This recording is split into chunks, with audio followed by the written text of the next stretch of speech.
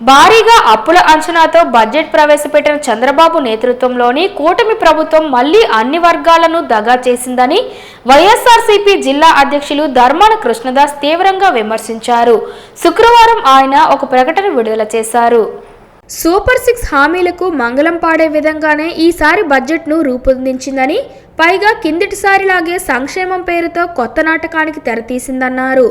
ఎన్నికల హామీలను గాలికి వదిలేసిన చంద్రబాబు బడ్జెట్ కీలక హామీలకు కూడా ప్రభుత్వం యగనామం పెట్టిందని, మహిళల మహాశక్తి, నిరుద్యోగ భృతి, ఉచిత బస్సు ప్రయాణంకి పైసా ఇవ్వని ప్రభుత్వం, తల్లికి వందనం, అన్నదాత సుఖీభవ, దీపం పథకాలకు భారీగా కోత విధించిందన్నారు. అప్పులతోనే అమరావతిని కడతామని కూటమి ప్రభుత్వం ప్రకటించిందని తెలిపారు. మహిళలకు నెలకు 1500 ఇస్తామని దగా చేసిన చంద్రబాబు ప్రభుత్వం మహిళలకు ఏడాదికి 32,000 కోట్ల ఎకనామం పెట్టిందని, దీపం పథకానికి భారీగా కోత పెట్టిందని, 1,55,00,000 మంది లబ్ధిదారులను 90 లక్షలకు కుదించిందన్నారు.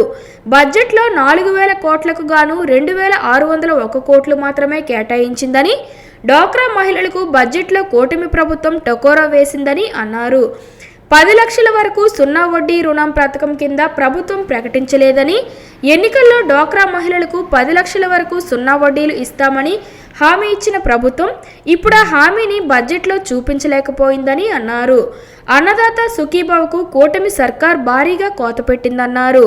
అన్నదాత సుఖీభవకు కేవలం 6,300 కోట్లు మాత్రమే కేటాయించిందని, ఉచిత బస్సు పథకాన్ని గాలికి వదిలేసిందని ఆయన ఆ ప్రకటనలో విమర్శించారు.